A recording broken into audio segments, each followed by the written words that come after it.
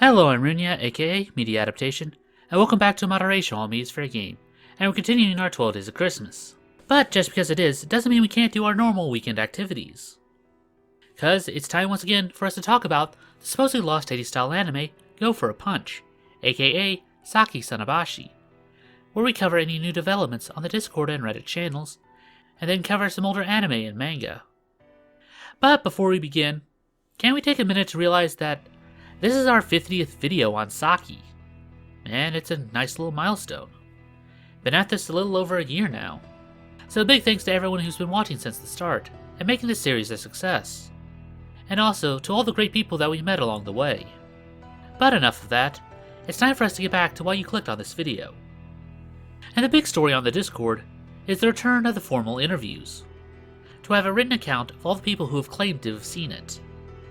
And sadly, since this is so new to when I'm actually writing the script, I haven't had time to go through all of it.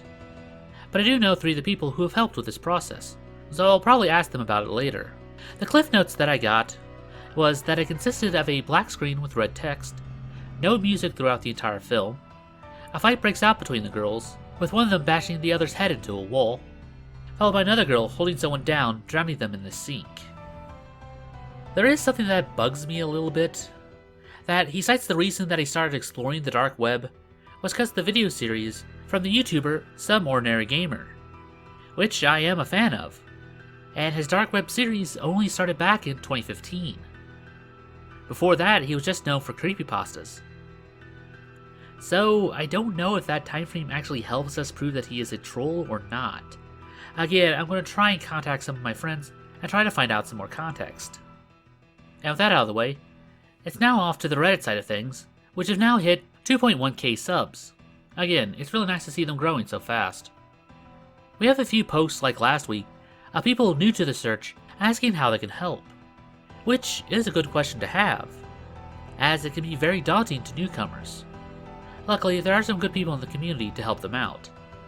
I didn't want to step in myself because I think it sounded a bit too conceited to just say, just watch my videos that we've covered over the past year. We have another person doing research debunking the anime Gaku ga Kawaii, or I'm Scared, which is something that we briefly talked about a while before, but I wouldn't mind covering it again in a more detailed look, as it was back before we started doing full reviews of the anime. Next is someone asking, is Saki technically a gore, or is it more psychological horror? I would probably say the latter, with a big gore moment at the end. Someone else asked, why would the girls resort to doing that? Well, pure and simply, desperation. When you're left with no other options, sometimes death is the only escape, as grim as it may be. And now it's time to go over to the other Reddit, and nothing much is over there. You have your standard trolls, followed by others asking to get the trolls removed. The only thing of interest is actually a compilation shot from the anime I'm Scared, which is probably what sparked the search on the other Reddit. Finally seeing all these pictures in one place, I can see why many people thought this was Saki back at the start. And as for mystery images this week, we only have a single one, which comes from the OVA of Burn Up from 1991. But before we go to our anime for this week, it's of course time for our fan art. Again, I'll try to put the right names of the people who posted them, which again isn't always the artist that made them, but it's all I have to go by.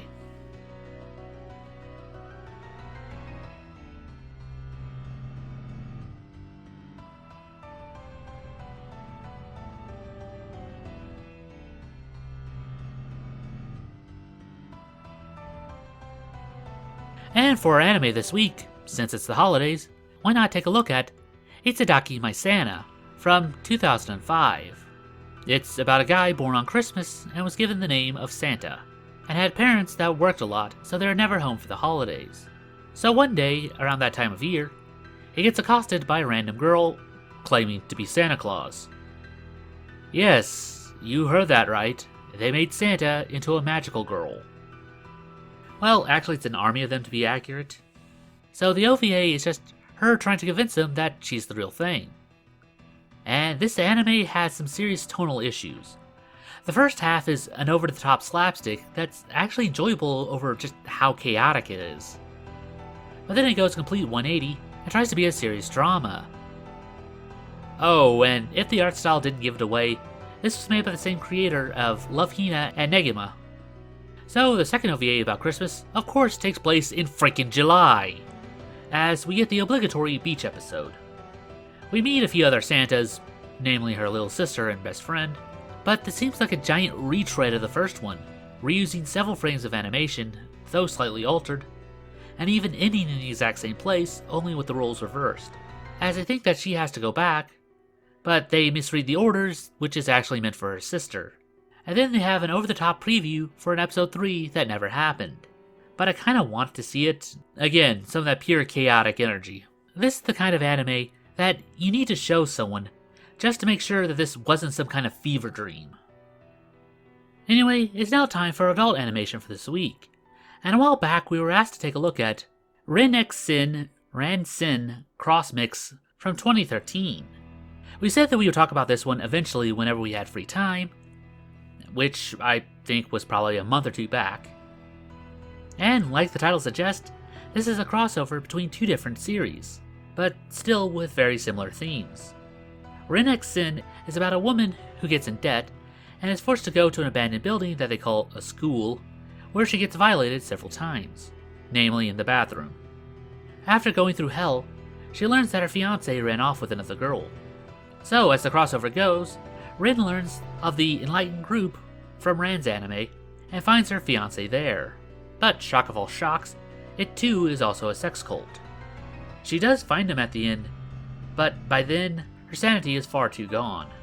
I haven't watched the second OVA, but I take it it's the opposite, as Rand's probably looking for someone and then finds the school.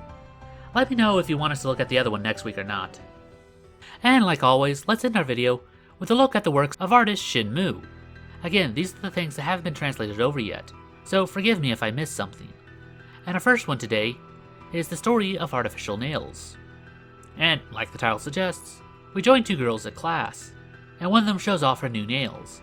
She can't get over how real they look, and her friend doesn't seem too impressed, not really getting that much into fashion. Then someone pops up behind them, asking how are her nails. They look at her and her bandaged fingers and don't get what she means. They make small talk for a while and ask her to take care of them.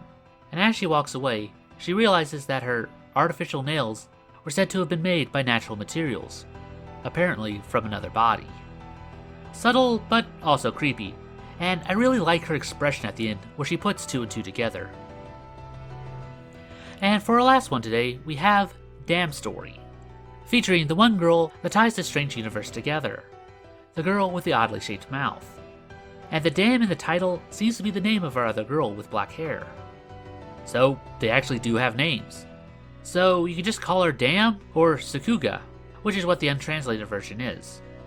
Anyway, Dam comes across the girl and asking why that thing is crying, to which she responds that she has no idea, which is pretty on par with her character. She then cheekily asks, why don't you just kiss it and make it all better? But Dam still replies in a monotone voice, sighing and asking if she even tried talking to it, which of course the thought has never crossed her mind. So Dam calms her down, and turns out that our girl stole her purse. Oh. She just stares at her blankly and then pushes her in front of a truck. And it's only after doing this does Dam show any kind of emotion, happy with what she did. Our girl is also on board with this, but also a slight bit of hesitation, which plays into her later story arc. So, given the way that they address people, they're clearly not human, only referring to them as it. So I'm guessing there's some kind of demon. Hopefully we'll learn more about this later. Like, maybe our other girl's name for a start. But that about does it for this video. Again, if you haven't yet, then please like, comment, and subscribe to help appease the YouTube algorithm and the cold reality that every YouTuber faces. But I'll see you guys in the next video. Anyway, I'm Runya, reminding you to take life in moderation.